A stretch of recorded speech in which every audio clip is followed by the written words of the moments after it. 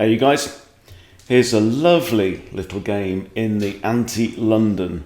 So I'll take you through it. I've just started a study in this approach, and then we will update the study. So the London starts obviously with d4, and then we play knight to f6, and out flies the bishop. So I'm playing the c5 move immediately, and here white takes. So my next move is to bring up my other knight. It generally seems to be just quite a good idea in a lot of systems as black to bring out both knights early on. White plays now c3, which is slightly problematic. Blocking in his queen's knight. I'm thinking maybe the idea might be to push b4 and defend this pawn for when I move my e-pawn with a discovery by my bishop. But anyway, this allows me to play e5 straight away. Now that my knight's there, it's defending the pawn, so this comes with tempo and the bishop has to retreat. Now, having moved the e-pawn, I'm now looking at this pawn here, and white moved the bishop back along that diagonal rather than to e3, which also has its drawbacks as well. But it would have defended the pawn, so let's grab a pawn. And now we've got 1, 2, 3 pieces out on the board, and I've got my pawn back, so what's not to like? We now have e3, so some kind of tentative pawn moves here. At least white's getting ready to develop his king's bishop. So queen to b6, this is a very thematic move. We're looking down at b2 possibly, also now lined up with the bishop, so that's all good. Queen to c2 is a typical response to defend the b2 pawn. And now I decide it's time to grab the centre. I'm ready to castle. White is certainly not ready to castle, having both kingside minor pieces still there. So let's grab space, let's grab control of the centre while it's there. There's no immediate threat to castling. I'm not worried about the bishop coming out because queen's guarding, so all good. Bishop now comes out to e2. So he's got ideas about castling, but we'll see what happens there. So now it's time for me to get my king to safety, and this is looking like an absolute peach of a setup. Now what I'd really love to do is to get my bishop here and harass the queen, and really try and chase her away from the b2 pawn. Obviously I can't do that now, because queen will just take my bishop. So, white plays his other knight out now. You just feel how close white is playing, all in the first 3 ranks. Yeah, and I've got this real grip now over the centre. My knight's nicely defending this pawn. Just need to remember that. And so it's probably time to push ahead. I mean, we've got the king safe. White's king is still in the middle of the board. The general rule is if your opponent hasn't castled and you have, break open the centre. Just want to clear lines towards that fella there with a cross on his head. Now, what I like about this move, I generally look for this. If you've got a pawn break that's coming with a fork, so you're attacking 2 pawns or a pawn and a piece or whatever, you know that something is going to happen. Shit's going to go down in a minute. So white's probably going to have to take with one of the pawns. He does. I immediately recapture. It's a pre-move. And I'm not worried about this because I can just recapture with my bishop. And then, there we go. In fact, I recapture with the knight. And this is really nice. Okay, much better than the bishop recapture, actually. So recapturing with the knight does 2 key things. What are those 2 things? Well, one is, obviously it comes with tempo. It hits the queen, and the queen's still got a problem that white is now using his most valuable and powerful piece on the board for the lowly job of defending a pawn near the edge of the board. Okay, so this queen has got issues now, right? She still wants to defend this, so she comes forward to here. And now, what move would you play? Okay, so now I increase the pressure. Okay. By the way, the other nice thing about this knight, I didn't tell you, is it's guarding this square. It's protecting that square. We have control. So at any point now, I might be able to drop my bishop out here onto this lovely diagonal there as well. So my next move, bishop b4.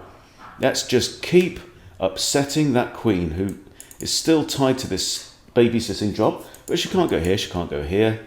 There's not that many squares where she can actually go now. So she goes there, no longer defending the pawn, but then I'm not attacking it anymore because my bishop's in the way. And now I get to play bishop f5, harassing the queen one more time, and she comes back to this square here. Now, it's puzzle time.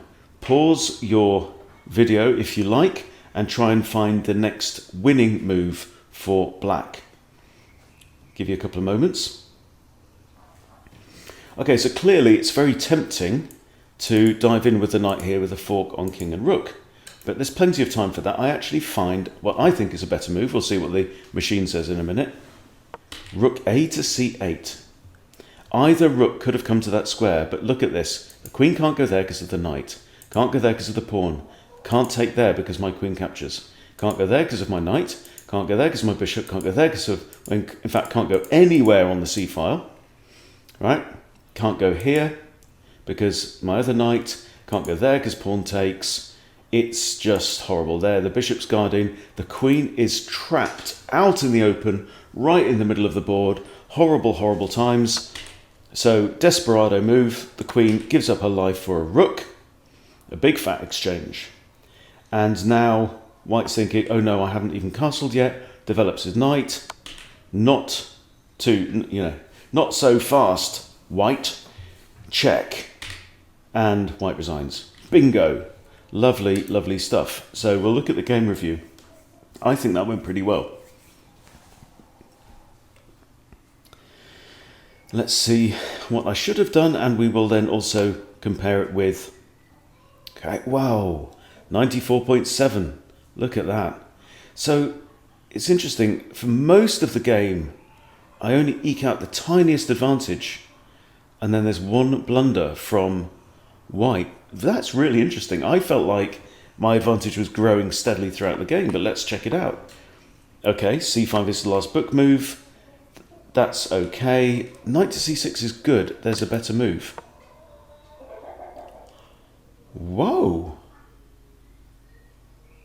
So attacking the pawn with that, I'm interested. So what we're going to do now, flip over to the Lichess study, and we'll have a look. Oh, that's interesting. So this is a c6 anti-London. Well, okay, so what I'm going to do, I'm going to rename that chapter. C6. Right, I only literally started looking at a video on that, so we'll create a new chapter, and we'll go for the c5. Right, so here's the c5 version. There. London, boring, c5. Okay. And this is known as the Indian defense, by the way, when after d4 you bring your knight straight out. That's the Indian, and that's basically what it calls it. And now we have, I'm going to put the fish on. e3 is the most popular move, followed by c3, followed by d5, pushing. d takes c5 is not that popular, with only 6.4% of the time.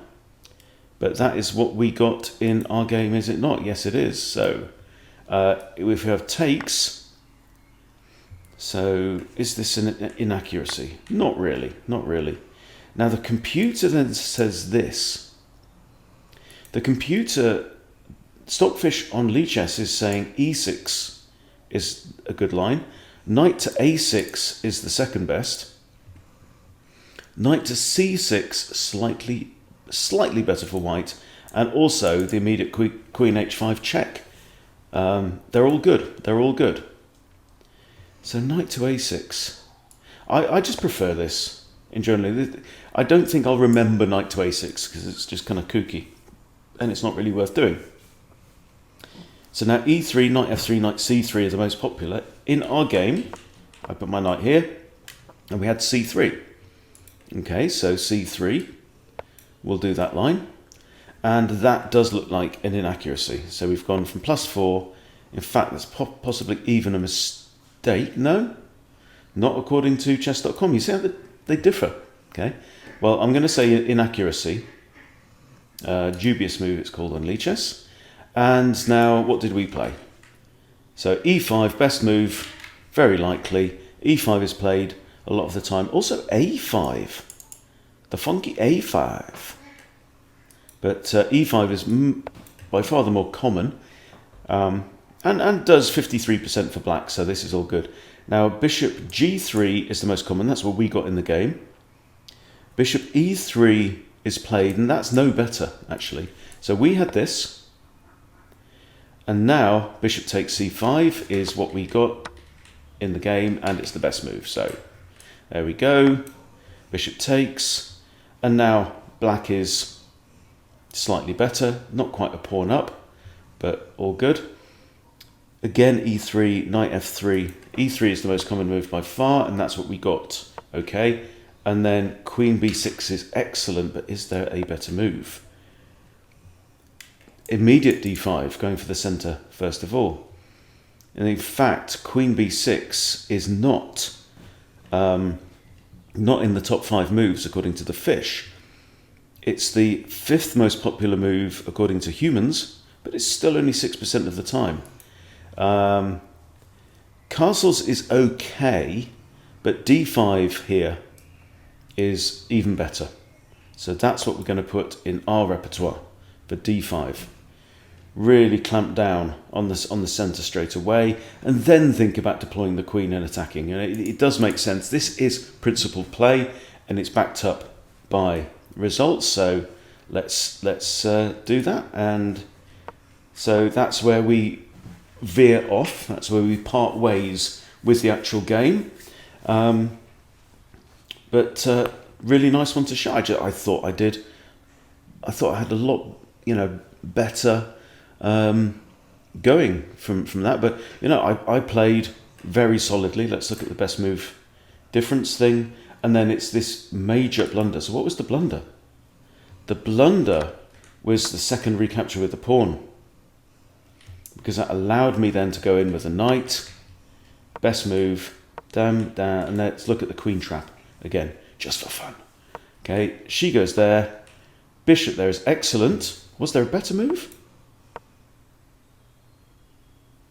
Possibly. Okay, but that's not what we did. What we did was this. Queen here is good, and that's excellent. You've now threatened to capture a trap piece, but there's an even better move according to the machine. What was it? Other rook? What? Knight e4? Oh, this knight's pinned and can't capture. Weird. Weird. So the fish prefers that move rather than capturing a queen. So go figure. Go figure. But I guess the queen's still trapped, eh? So there you go. Lots of fun. So this follows on from my How to Beat the Bloody London System video the other day. Hope you're having fun facing the London these days. I certainly am. Been playing a lot of blitz today. Got up to about 1300, so quite happy about that. And that's it. So thanks for watching, everyone. See you very soon.